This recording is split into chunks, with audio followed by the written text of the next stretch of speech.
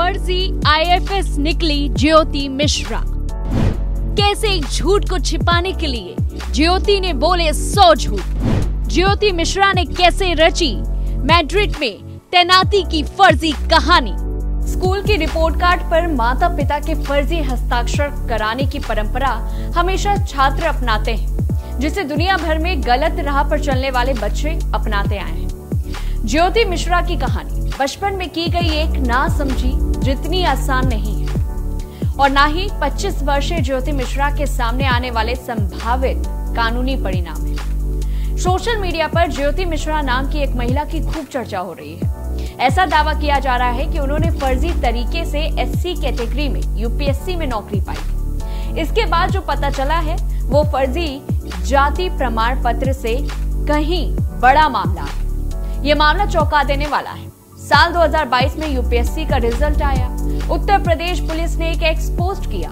इसके अनुसार यूपीएससी की 2021 वाली परीक्षा में यूपी पुलिस में तैनात सब इंस्पेक्टर सुरेश मिश्रा की बेटी ज्योति मिश्रा को 432वां रैंक मिला था। साधारण पुलिस वाले की बेटी को कड़ी मेहनत से यूपीएससी में मिली सफलता क्षेत्रीय मीडिया में ऐसी सुर्खियां बनी।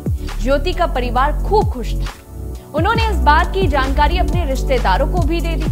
ज्योति ने अपने परिवार को बताया कि ट्रेनिंग के लिए उन्हें Lal Bahadur Shastri National Academy of Administration यानी कि LBSNAA बुलाया गया।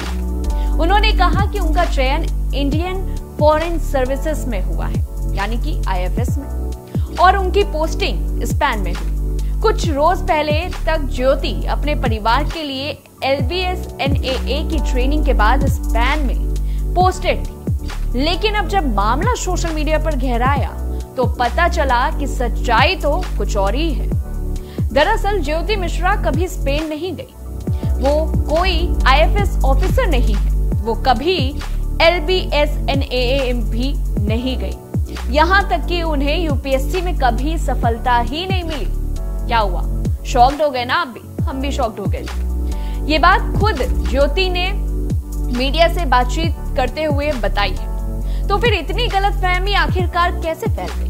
दरअसल ज्योति अपने ही बुने झूठ के जाल में फंस गई। उन्होंने एक झूठ बोला, फिर उसे छिपाने के लिए दूसरा झूठ बोला, फिर दूसरे झूठ को छिपाने के लिए तीसरा, और ये क्रम चलता गया। वो कहते हैं ना कि आपको एक झूठ छिपाने के लिए 100 झूठ बोलने पड़ते हैं। ऐसा ही कुछ ज्योति के साथ हुआ। रिपोर्ट के अनुसार ज्योति मिश्रा ने बताया है कि उन्होंने अपने पिता से IAS की कोचिंग के लिए पैसे मांगे थे। पिता बड़ी मुश्किल से माने। उन्होंने ज्योति की शादी के लिए जो पैसे बचाए थे वो कोचिंग के लिए दे दिए।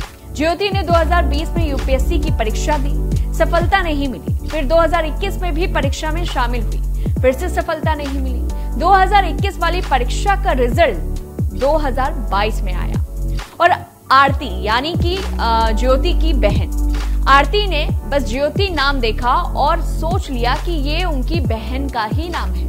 उन्होंने ज्योति को फोन किया और पूछा कि ये उन्हीं का नाम है। ज्योति को असफलता की बात बतानी ठीक नहीं लगी, इसीलिए उन्होंने आरती के सवाल पर हाँ कह दिया। बस यहीं से मामला फंस गया और एक झूठ के बाद 100 झूठ बोलने पड़ गए। बात फैल गई, मीडिया तक पहुंच गई। कई कार्यक्रमों में बुलाकर उन्हें सम्मानित किया जाने लगा। स्टेज पर बैठे माननीय आदरणीय लोगों को मेरा नमस्कार।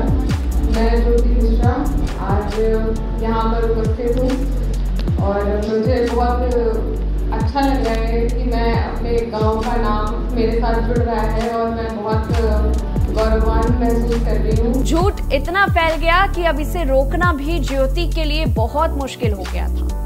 उन्होंने इस झूठ को जारी रखने के लिए LBSNAA, IFS और स्पेन वाली झूठी कहानी सुनाई। स्पेन इसलिए क्योंकि उन्होंने स्पेनिश भाषा की पढ़ाई की थी, और IFS इसलिए क्योंकि उन्हें लगा कि बाकी के सर्विसेज में उनको भारत में ही रहने का झूठ बुनना पड़ेगा और इसमें पकड़े जाने की संभावना सबसे ज्यादा थी। गौर करने वाली बात यह भी है कि जब उन्होंने स्पेन जाने की बात कही तब उनका पासपोर्ट भी नहीं था, लेकिन इस बात पर किसी का ध्यान नहीं गया। किसी ने भी इस बात पर गौर जरा सा भी नहीं किया और ना ही किसी के मन में यह सवाल आया।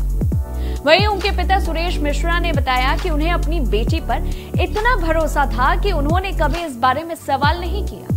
उन्होंने ना तो रिजल्ट को वेरीफाई किया और ना ही कभी ज्योति का रोल नंबर मांगा। उन्होंने बताया कि इन सब के दौरान ज्योति व्हाट्सएप पर उन्हें कॉल भी करती थी, लेकिन कभी वीडियो कॉल नहीं किया और ना ही अपनी ट्रेनिंग या पोस्टिंग का कोई फोटो भेजा। कई मौकों पर सुरेश ने अपनी बेटी को फोटो भेजने को कहा भी, लेकिन ज्योति किसी तरह उस बात को टाल दिया करती थी। सुरेश ने बताया कि ज्योति की झूठ से वो निराश है और फिलहाल इस वक्त सदमे में है। तो सोचिए उस बात पर क्या गुजर रही होगी जिसकी बेटी ने एक झूठ को छिपाने के लिए 100 झूठ बोल डाले। सारी उम्मीदों और सारी खुशियों पे एक पिता, जब कोई बेटी कुछ बन जाती है तो पिता के आंखों में जो एक आंसू होते हैं, पिता के चेहरे पर जो एक खुशी होती है, परिवार में जिस तरह की खुशी होती है, और जब अगर कोई बड़े पद पे पहुंच जाए तो जिस तरह से उस पिता का सम्मान किया जाता है, तो उसके लिए ये सदमे से बाहर आने वाली बात है कि आखिरकार वो कैसे सदमे से बाहर आएगा, क्योंकि जिस खुशी के साथ, जिस सम्मान के साथ, जिस सीना चौड़ा करके वो चला करते थे, जब वो झूठ एक उनके लिए एक टूटा सपना जैसा हो गया। इस पूरी रिपोर्ट को लेकर के आपकी क्या कुछ राय है, हमें कमेंट बॉक्स में बताएं। तब तक के लिए देखते रहिए न्यूज़ 1 इंडिया।